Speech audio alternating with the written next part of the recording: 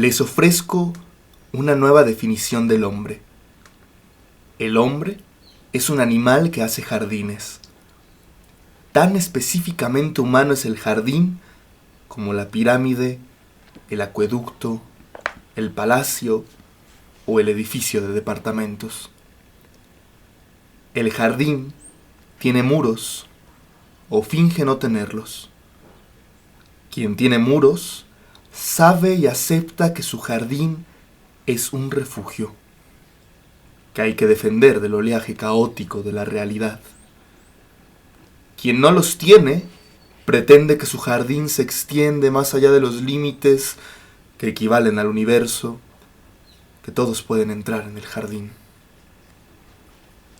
Bueno, y después de todo, ¿para qué sirve la literatura? 1. En la etiqueta de esta botella hay un águila con las alas abiertas. Pienso que algún artista comercial, probablemente mal pagado, se esmeró en dibujarla. Nosotros al mirarla, miramos el águila que se imaginó, o el águila de nuestro recuerdo, o miramos, quizás, la idea del águila, o miramos el águila que en este momento abre las alas sobre la botella de Medoc. Un poco más abajo del águila, un palacete yergue su fachada ante nuestros ojos. Gracias a la cuidadosa aplicación de las leyes de la perspectiva, con poco que pongamos de nuestra parte, da la ilusión de realidad. Y las nubes, levemente indicadas contra el cielo, hecho de puntos negros, nos dan la sensación de un día de sol. El cuello de la botella, traspasado por la luz, es un contraste de verdes, unos oscuros, otros luminosos. En este momento, estos verdes hablan un lenguaje más claro que el humano, que después de todo, no es, en el más ambicioso de los casos, más que un intento de descifrarlo. O tal vez sea un intento no de descifrar lo que después de todo no es descifrable, porque no está cifrado, sino descifrarlo. Cuando lo pienso un poco, me doy cuenta de que el lenguaje de la computadora y el de las imágenes poéticas son simplemente dos lenguajes, tan válido uno como el otro. Esto lo digo consciente del escándalo que suscitará semejante proposición. Y sin embargo, ¿por qué no reconocer que, por ejemplo, el mito es un lenguaje que ahora por ajeno nos parece sugestivo, misterioso, rico, más verdadero que otros, solo porque desconocemos su gramática? Maestra, traductora y más que poeta, viento. No el que perfora la roca, sino el que disemina las semillas. No el ventarrón que multiplica el trueno, sino el aire que aviva la llama. Poesía en continuo volar de imágenes que se disipan, reaparecen y vuelven a desaparecer. No imágenes en el aire, imágenes de aire. Composiciones transparentes y palabras sencillas trazan sus ritmos en torno de la invocación de la infancia, como si la poesía pudiera recuperar algo de esa nostalgia y detenerla con la limpia seguridad del juego.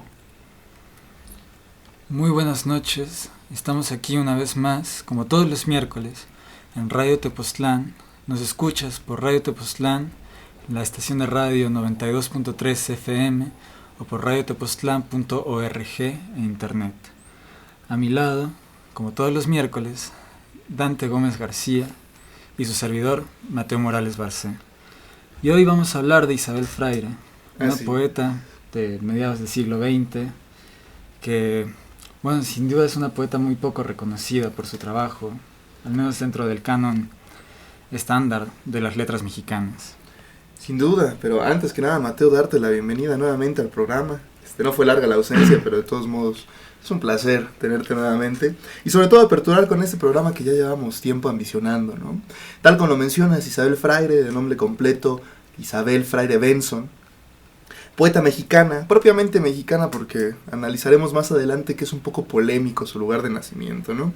Pero precisamente, ¿no? Perteneciente a esta generación de mitad de siglo, nacida en el 34, en el 35, 31, Las fechas que más coinciden es el 34, ¿no? Así es, más el lugar de su procedencia no, tampoco es muy claro. Hay medios que la destacan como oriunda de la Ciudad de México, otros de Monterrey.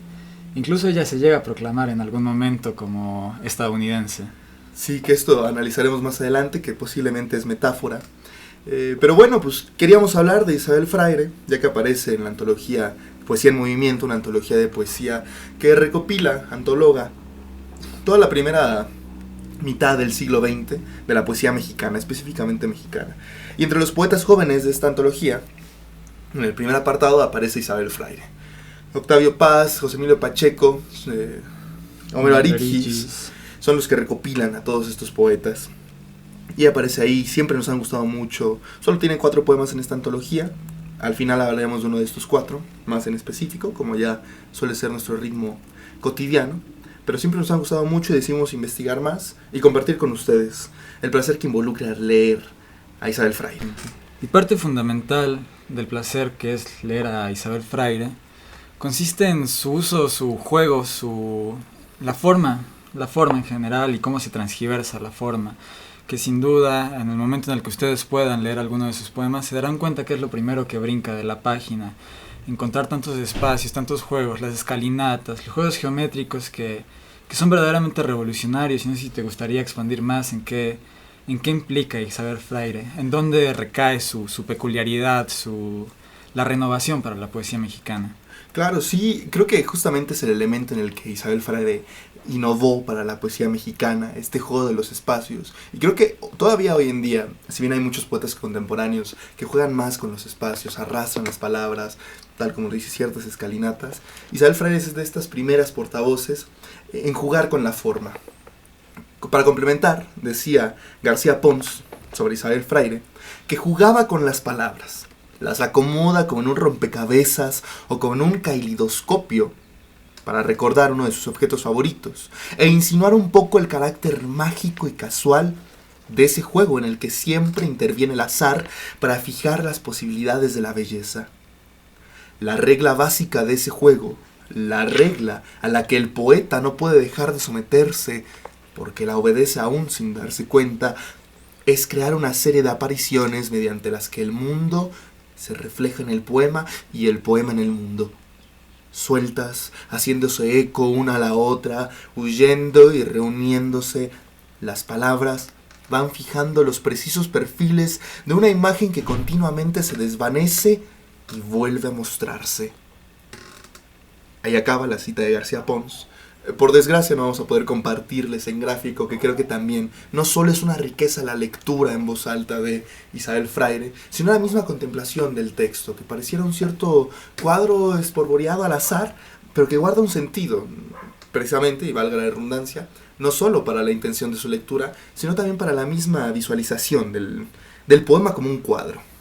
Sí, ahí me parece bastante interesante justo este rescate del caleidoscopio, que es un artilugio sin duda muy relevante dentro de la obra de Isabel Fraire, y la verdad es que hay un paralelismo clarísimo entre lo vislumbrado, entre lo visto en un caleidoscopio y leer un poema de Isabel Fraire, tal vez uno de sus poemas más jóvenes, menos maduros, porque después ya vemos que se va ateniendo a otras reglas, otro juego de reglas, ¿no? Totalmente.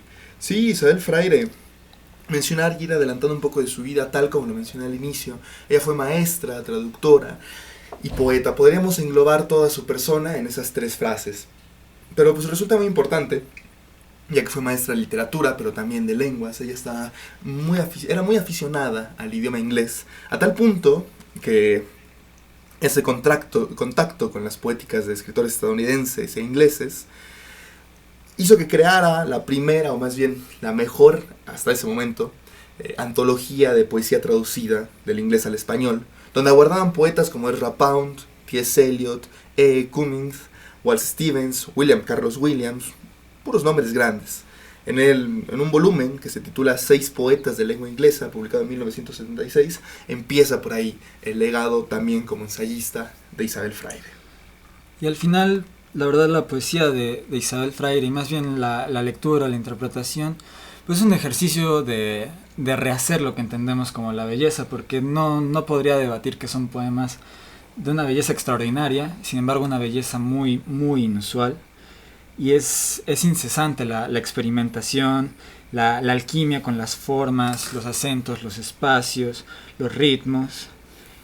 Y todo esto acompañado de un trasfondo, pues algo cotidiano, algo sencillo, no necesariamente grandilocuente, no son poesías que canten sobre los temas más profundos de la humanidad, sino es la apreciación del momento, el congelar el espacio, el tiempo y revisitar muchos espacios.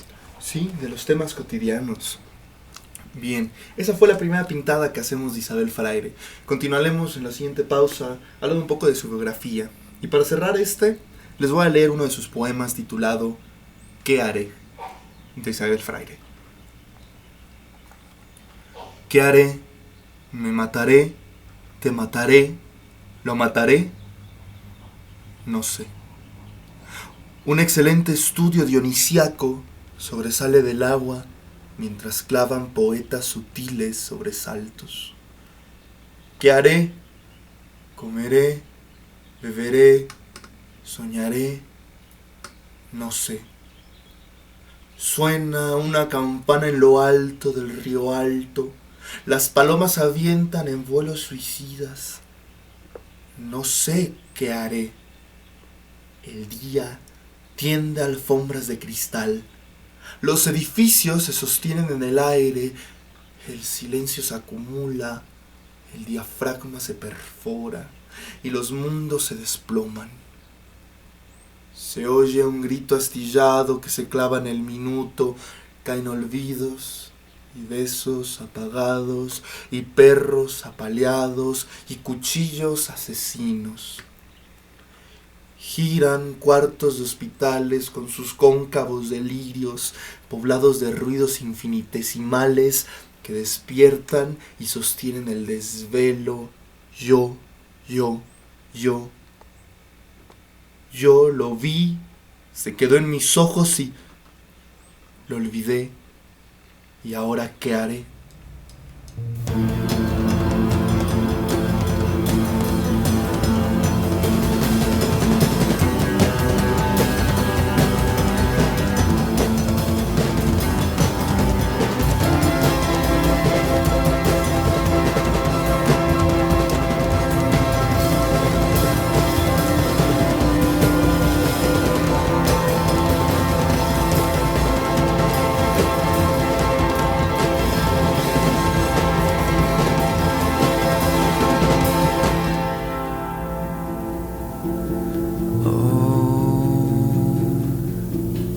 It's dark, the sun went down, the power's still out. Oh, it's cold, my blood barely flows.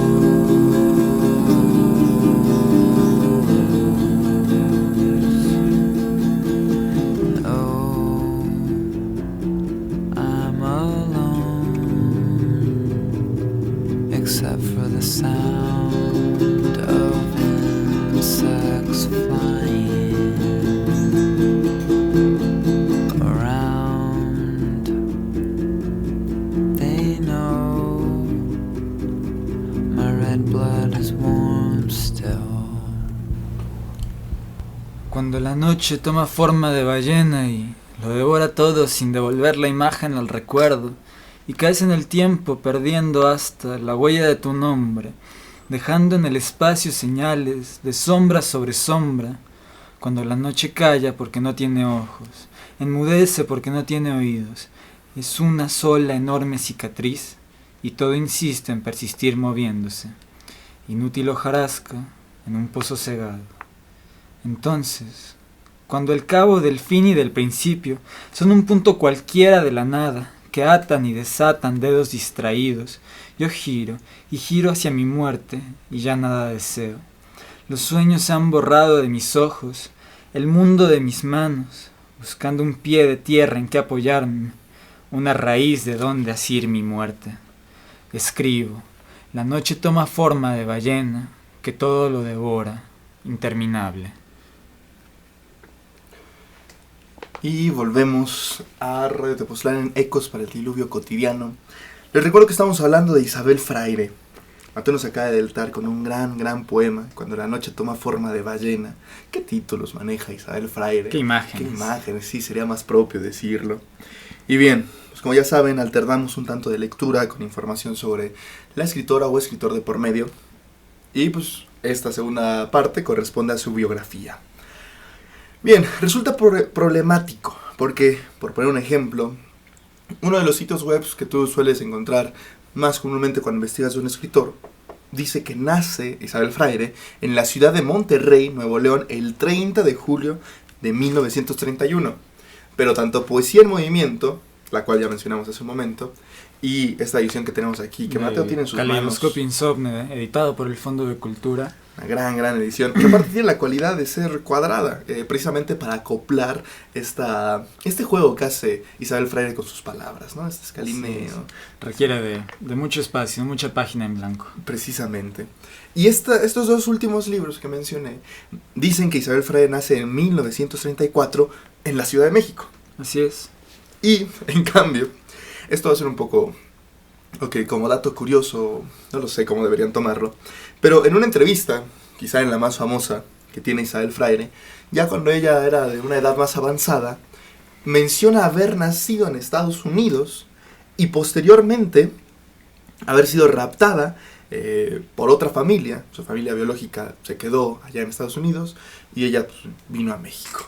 El entrevistador de hecho no comenta nada porque pues, todas las bibliografías dicen otras cosas y ella pues aquí al contrario trajo una tercera alternativa.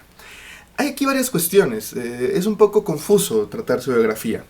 Si bien esta historia que cuenta Isabel Fraire puede tratarse, por cosas que ella había contado antes, de la historia de su madre en realidad, porque se dice exactamente lo mismo, que su madre fue raptada en su infancia por una familia estadounidense, más bien se dice lo mismo pero al revés, ¿no? Su familia biológica fue la que era mexicana, me parece, y es raptada por una familia estadounidense. De esto, de hecho, Isabel Fraire escribe un cuento que se titula Son chones y así son. Y no lo mencionamos al inicio, pero también tiene uno que otro cuento, me parece que son muchos, son como 4 o 6 relatos. Y en este explora un poco esta historia que aconteció a su madre, pero que era una historia, pues no sabemos bien si parece confundir con su propia historia, o hace un momento estábamos platicando, que es posible que lo haya dicho a manera de metáfora, ya que la poesía inglesa, como lo mencionamos en la pausa anterior, tuvo mucha influencia en ella, a tal punto que incluso tiene un par de poemas por ahí que pone frases en inglés directamente, leía mucho en inglés, no lo sé. Quizás más bien más que un secuestro, un rapto ideológico hacia el mundo angloparlante, pero sin duda alguna nace al hecho de una familia de madre estadounidense, de padre mexicano, y sabe que en su casa, en sus años de formación, pues sí, vivía en un ambiente pues algo permeado por la literatura. Su padre, Conrado Fraire Castañeda, pues más bien era un aficionado a la literatura y la poesía, la lírica,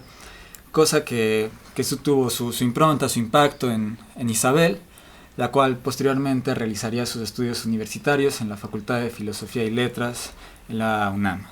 Así es, esto de la biblioteca del padre creo que es un hecho también bastante común, ¿no?, en la vida de los escritores. Hablábamos en el programa de Elena Garro que también su padre, de Elena Garro, un hombre muy letrado, tenía bastantes libros y estos sirvieron de cierta aproximación a la pequeña Elena para acercarse a la literatura.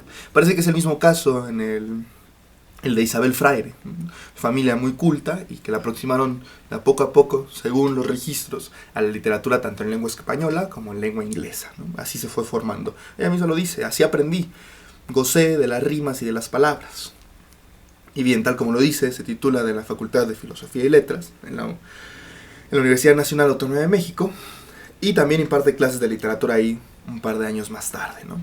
Tengo entendido que complementó su preparación artística estudiando danza, música y pintura. Y así formó poco a poco un camino en el que la llevó no solo, tal como lo menciono, ¿no?, a ser profesora en la UNAM, sino también en la Universidad Iberoamericana, con estancia en la Universidad de Texas, en Austin, y también en la Universidad de Burdeos, allá en Francia. Fue miembro también del consejo de redacción de la Revista Mexicana de Literatura, participación que ella mencionaba que le divertía mucho.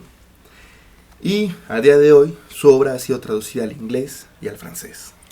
Dentro de toda esta vida, con varias residencias de Isabel Freire, pues es un paralelismo, algo que podemos rescatar también de su obra escrita, publicada, ya que esto lo andaremos posteriormente cuando toquemos meramente su carrera literaria, pero sí, sus residencias en Londres, Nueva York, Washington, Chicago y demás ciudades de Occidente, pues sí tiene una marca fuerte dentro de su literatura, ya que tiene varios poemas, también de la Ciudad de México, en los que rescata algunas viñetas, algunos momentos que le parecieron curiosos, rescatables, de valor.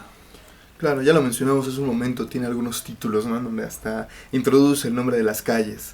Entonces sí resulta, y aparte mencionarlo, alguna de su literatura, de su poesía más específicamente, se dirige también a hechos que vivió. Leeremos más adelante un poema que dedica a Tlatelolco, porque pues lo recordemos, nace en la década de los 30, entonces el 68 le toca pues en su plena madurez. Es un hecho al que también se suma con un poema que se agrega después. David Huerta es un recopilado sobre el memorial del 68, memorial de Tlatelolco, y este poema ingresa a parte de esta tradición de poesía política. Aunque asimismo también tiene otros poemas profundamente filosóficos, donde menciona directamente ciertas formaciones políticas en específico, no juzgándolas directamente, pero sí jugando, ¿no?, también con estas otras ideas. Así es, y pese a que el tema principal en su poesía pues se trata de estos momentos más cotidianos, pues que requieren más bien de una sensibilidad más sutil, más aguda, más perspicaz. También hay una Isabel con una conciencia política muy fuerte, sí. A su vez, además de conocer estas grandes ciudades previamente mencionadas, tuvo un paso por Centroamérica durante los movimientos claves de las revoluciones centroamericanas, y que no es algo que te puedas quedar simplemente, ¿cuál sería la palabra?, indiferente, sino que tiene un impacto claro en tu obra y en tu creación, sobre todo la literaria. Totalmente. Bien, Isabel Freire, después de publicar esta antología ya mencionada en el 76 sobre la poesía inglesa, que ya tenía cierta trayectoria, lo hablaremos más adelante, fue becada en 1977 por la Fundación Guggenheim y obtuvo el premio Javier Villarrutia un año después, en 1968. Un premio de bastante renombre con escritores que en lo personal admiro mucho. Bien, de su vida es lo que más pudimos recopilar. Se sabe que falleció el domingo 5 de abril de 2015 y que el entonces presidente de Conaculta, Rafael Tovar, anunció el fallecimiento de la autora a través de redes sociales, y rápidamente se esparció la noticia y se hizo un último homenaje en vida. Fue en 2009, organizado precisamente por el Conaculta y el INPA. Y bien, vamos concluyendo esta segunda cacho del programa sobre la vida de Isabel Freire. Les leo un poema que se titula Yo creía que la muerte, de Isabel Freire. Yo creía que la muerte era una forma más de ser y no la otra cara de las piedras presentes. Busqué debajo de tu rostro la sonrisa de mi infancia y hallé el guante enlutado de tu madre. Tus palabras botaban como canicas por las escaleras del silencio, hasta los pies de mi alma momificada por tu gesto. Se abrió la tierra y se tragó los pájaros del alba que contenían tus manos. Y una marea de miedo inmóvil te cubría. La muerte se asentaba en los poros del día, y yo, vigilante impávido, presenciaba la desintegración del universo. Toda la noche soñé con un tigre que amenazaba con despedazarme, y yo cerraba puertas y más puertas, atracándolas con mi sola desesperación, mientras oía una voz que me decía: deja entrar al tigre, déjalo entrar, no es sino la realidad.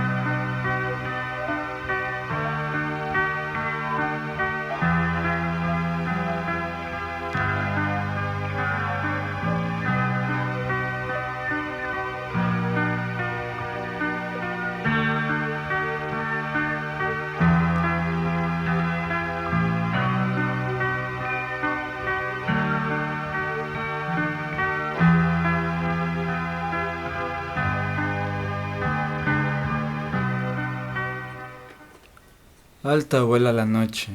Las palabras caen como papeles desdoblados. Tú y yo giramos alrededor de un tótem. Recubierto de espejos, se suceden los mundos. Atravesamos transparencias. De pronto tengo tu mano entre las mías. De pronto no la tengo. De lejos te contemplo. Tiendo puentes, hablo. Caen mis manos al agua. Nos une la esperanza de encontrarnos. 2 de octubre en un departamento del edificio Chihuahua.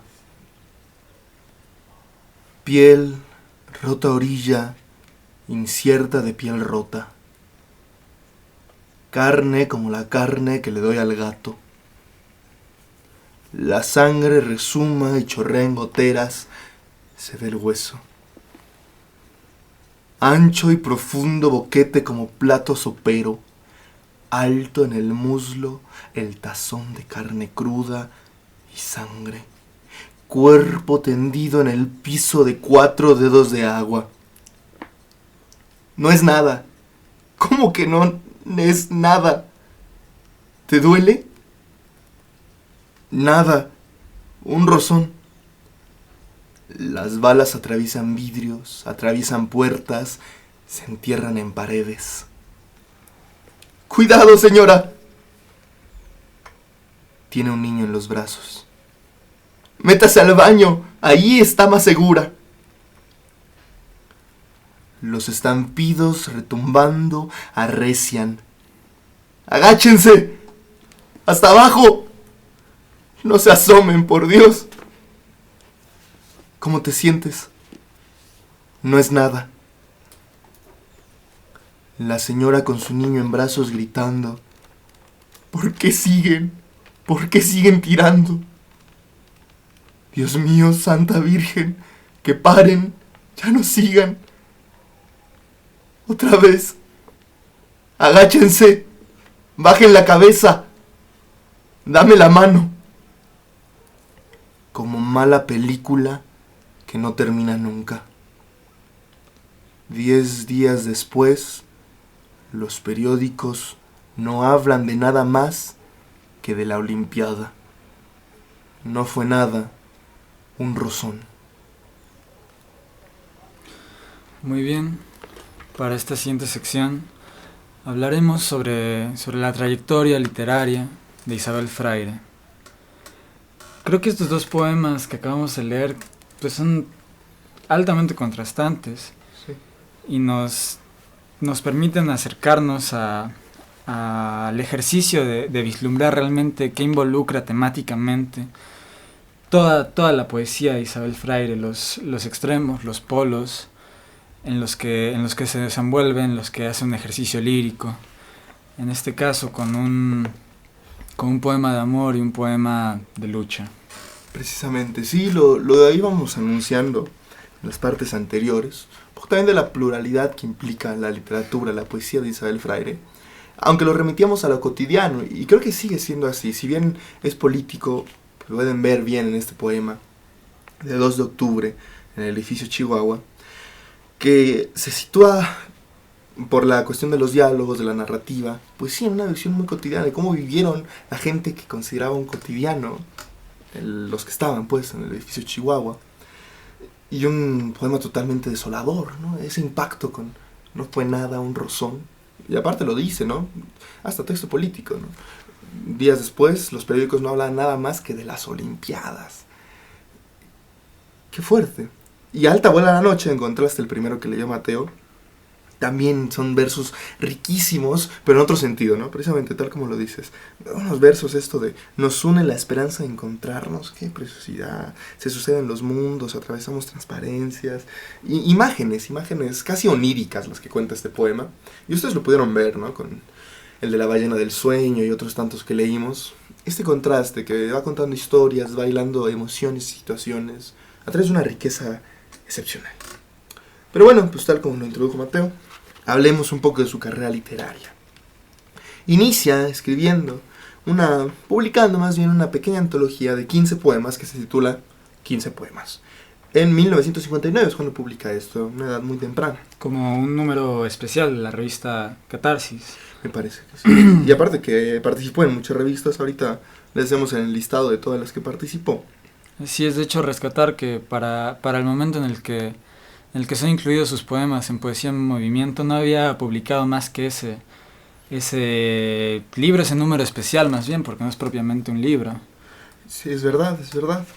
Y de hecho el libro que lo saca, bueno, la antología que la saca un poco más a la luz es el de, para la redundancia, no intencionada, Solo esta luz, publicada en 1960. Aunque otros sitios también nos marcan la fecha del 69. Es probable que algunos de los poemas que se antologan en esta antología sean dirigidos de una u otras revistas en las que participó, porque participó en muchas, y pues sean antologados de diferente manera, y por eso la variabilidad de las fechas.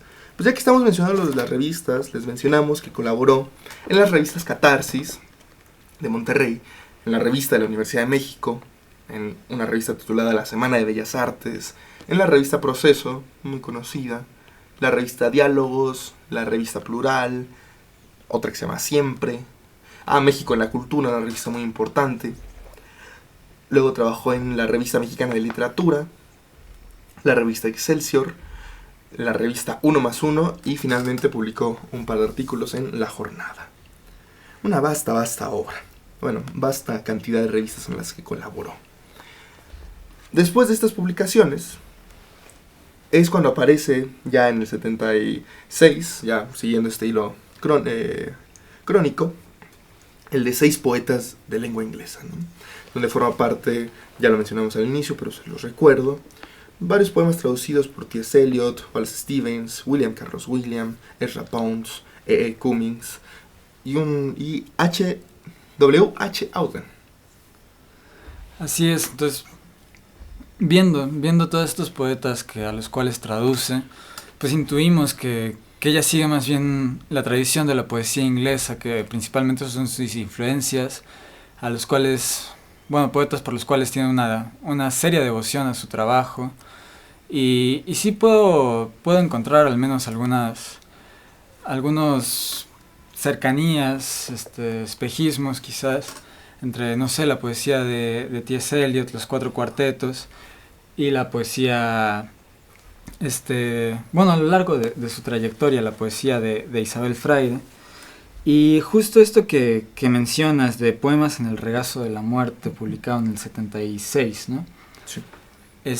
Pues también ya nos marca un cambio dentro de su ejercicio poético. Si bien primero se caracteriza por casi una poesía lúdica con la forma, con todos estos experimentos formales, comienza a tomar otro trasfondo en esta antología Poemas en el regazo de la muerte. Y cabe mencionar que de hecho la beca Guggenheim que habíamos mencionado en el fragmento pasado del programa se le fue otorgada para que pudiera completar la escritura de este libro. Uh-huh. Y de esta antología hemos leído Toda la noche soñé con un tigre, en el cual pues también se desmarca un poco de otros temas de cotidianidad y comienza a hacer proposiciones más bien, bueno, mucho más fuertes. Ese poema se puede interpretar quizás como una idea sobre la naturaleza humana, sobre lo maligno, sobre el tigre humano, la realidad.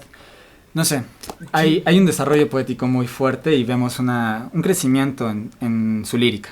Totalmente. Le mencionaba a Mateo fuera del aire que ese poema en específico del tigre, que bueno, de por sí creo que la imagen del tigre es muy usada por varios poetas.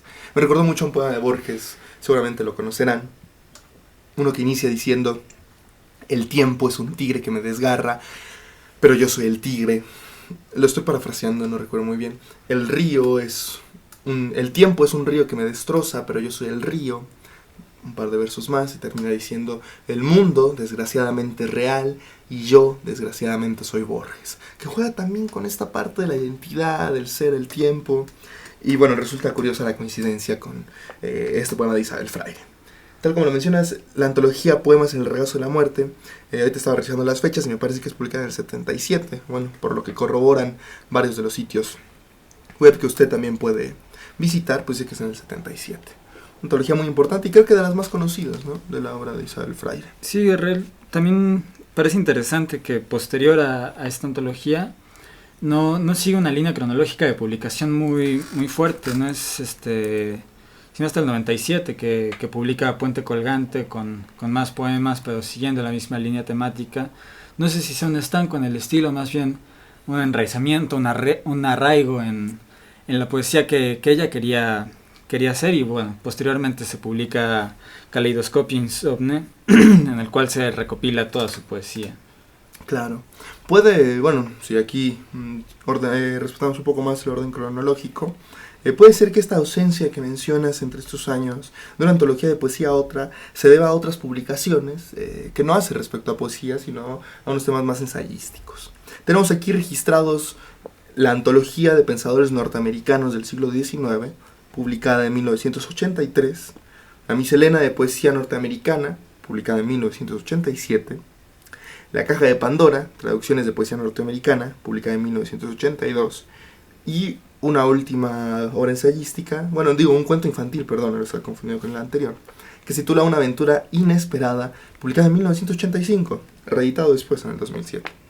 Entonces, yo tampoco me había percatado, pero puede ser que esta pausa, por una u otra razón, y precisamente puede ser por este estancamiento, lo haya dedicado más bien a una obra de corte ensayístico, académico, que son estas publicaciones de ensayos propiamente.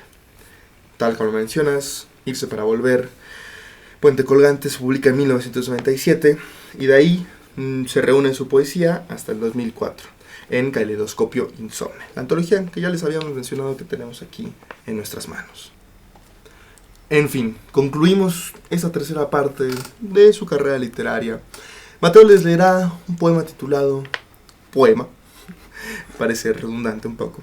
Y solo quería hacer el anuncio de que este poema, a mi gusto y a mi sentir, se parece bastante a la introducción que hace Cortázar para su antología de historia de Cronopios y Famas. Evidentemente esto no le resta ningún tipo de valor, al contrario, me gusta mucho que tengan proximidad en estas cuestiones sobre la realidad y la propuesta de la sensibilidad. Poema para José Emilio Pacheco. Mucho hay que decir en defensa del acto de levantarse todos los días en la mañana, poner el radio, leer los periódicos, desayunar, preguntándose, ya, a esa hora, ¿qué mundo es este? ¿De qué llenar las horas para que se mantengan erguidas?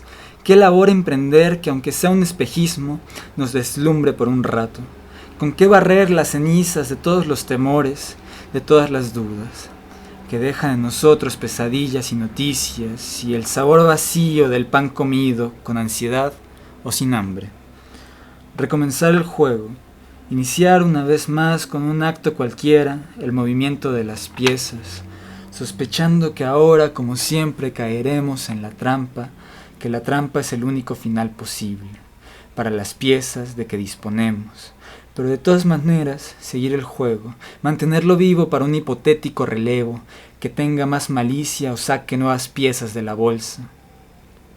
Pocos gestos en rigor tan heroicos y si quizás tan inútiles como desplegar una vez más el periódico mientras tomamos lentamente a sorbos la primera taza de café.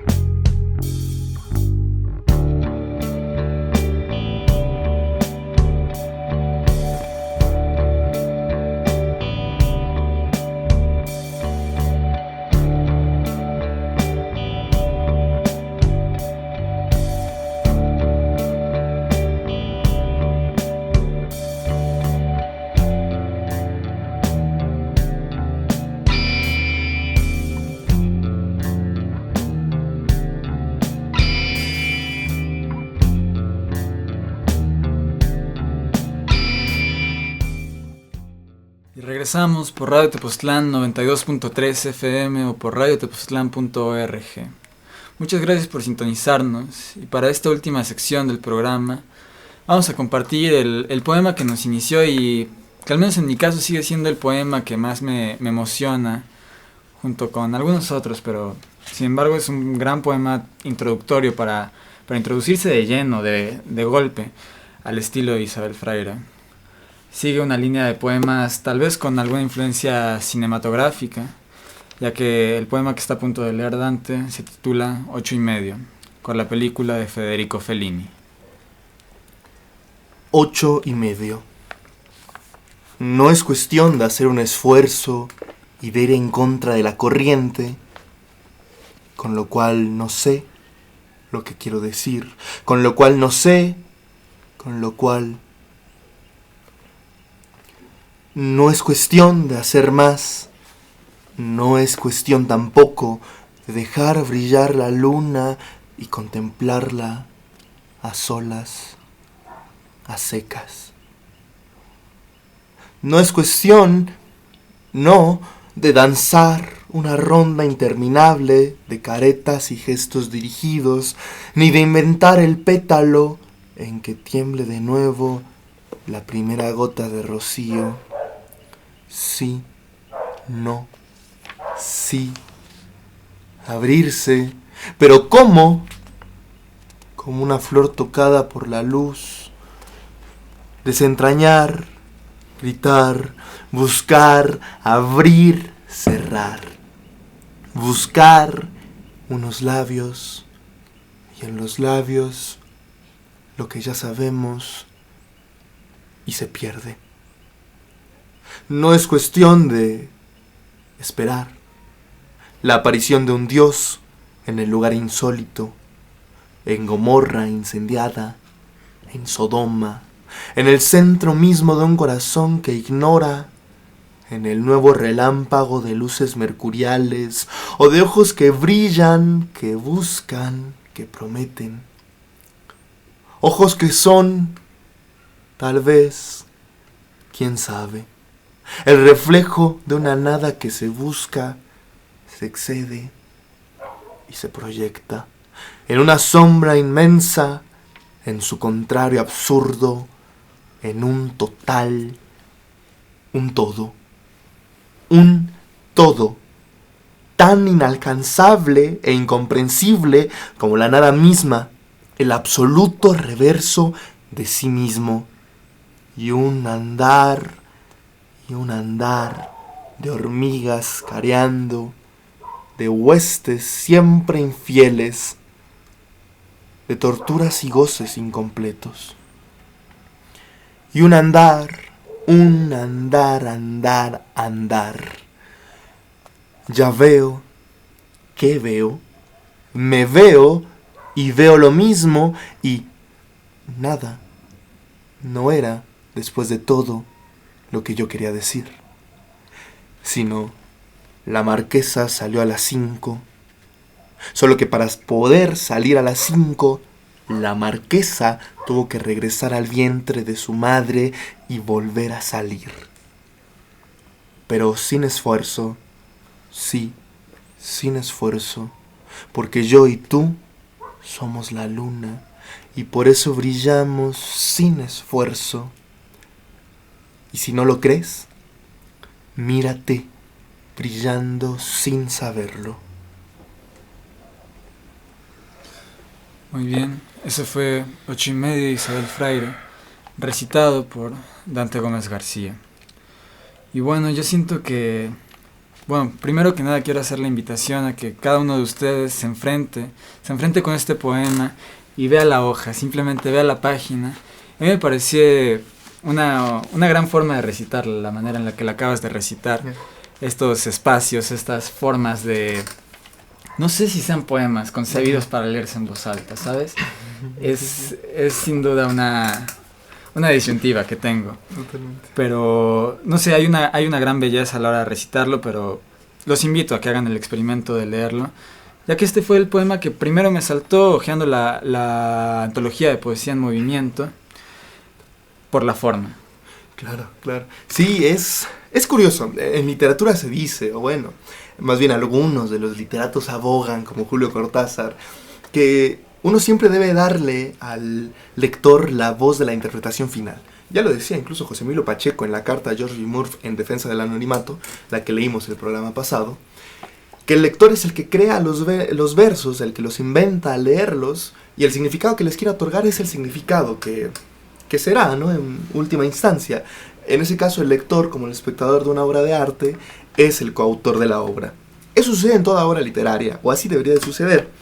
Pero en este tipo de poemas, tal como lo dice Mateo, el enfrentarse contra este orden, creo que brinda mucha más responsabilidad interpretativa al lector, porque incluso yo, cada vez que lo leo en voz alta, lo leo de una manera diferente, y aunque ya lo haya leído, vuelvo a preguntarme y cuestionarme si la forma en la que lo leí está bien, porque Isabel Freire te lo deja ahí de que está por algo este orden. No solo es un fin estético, tal como le decíamos en todo el programa, de mirar el poema como un caleidoscopio y una experiencia estética en sí misma, sino que también este ordenamiento puede guardar un cierto sentido, ¿no? ¿Qué sentido tiene que las palabras estén escalonadas, enlistadas, de repente aisladas, ¿no? Me encanta la esencia que llega a tener una palabra aquí a solas, a secas, y están ahí aisladas, solas en su misma línea, en lo que debería ser el resto del verso.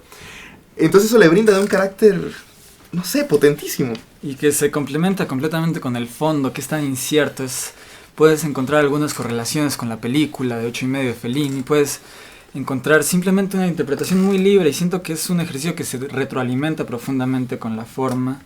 Quería mencionar que siento que es Isabel Freire, al menos en las letras mexicanas, una pionera en este estilo, ya que el juego de la forma lo han hecho otros poetas, Octavio Paz, las palabras en espiral, Juan José Tablada, los caligramas, cantidad de poetas lo han hecho, pero no con esta libertad. Totalmente. Y sin duda ese silencio que encuentras en la página en blanco es revolucionario. Ya decía Javier Villarrutia que la poesía mexicana tradicionalmente era una poesía para leerse quedito, a solas. Es un tanto lúgubre, y sin embargo a mí me resuena que los espacios, la forma, simplemente esta revolución y tal vez una agresividad, siendo un poema tan bello y tan diverso y con una amplia posibilidad para interpretarse, es un poema violento que de alguna manera te grita y te pide que lo leas, que lo expreses, que lo recites si quieres, que lo leas para ti mismo. Totalmente. Aparte, bueno, esto dependerá del lector, de cada quien, pero yo al enfrentarme a este poema no solo está musicalizado, sino que el mismo orden de las palabras me obliga casi a una danza, me hace moverme con esta intención, en ocasiones las palabras parecen ríos, que lo brinda también una experiencia meramente corporal, y eso le da una dimensión bellísima al poema. Tal como lo decía Mateo, el poema puede guardar muchísimos significados. No buscaremos aquí imponer ninguno, pero sí me gustaría resaltar varios versos. Incluso versos que a primera instancia podrían parecer, de cierta forma, no ocuparía la palabra grotesco, pero quizá extraños. Por ejemplo este. La marquesa salió a las 5, solo que para poder salir a las 5, la marquesa tuvo que regresar al vientre de su madre y volver a salir. Que irrumpe un poco este sentido reflexivo que llega a tener, o incluso de monólogo interno que te propone el poema, y mete una narrativa. Una marquesa sale a las 5, y para salir a las 5 tuvo que volver al vientre de su madre.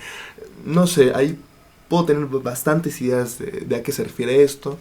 Me recuerda el pasaje en específico a un cacho de Lapando, de Revueltas, en donde el carajo, un personaje que se llama el carajo, decían que no había salido del vientre de su madre porque necesitaba tanto de ella y dependía tanto de ella que, pues bueno, seguía siendo como uno con ella. Su madre le suministraba droga en la cárcel en la que estaba encarcelado. Bueno, una experiencia y similitudes, pues, entre obras literarias. Y para ir cerrando el programa no puedo sino invitarlos a que se enfrenten con la poesía de Isabel Freire, cada uno en su espacio, que pueda sentirla, que pueda leerla, que pueda apreciar sus páginas. Poemas como 8:30, como La guitarra tenía un sonido ácido, sin duda alguna te van a despertar una curiosidad por por su narrativa, por su lírica, disculpen. Sí, totalmente, y la reflexión. Sí, esto fue Isabel Fraire. Seguiremos la semana que viene, dentro de 2 semanas, depende de dónde nos esté escuchando.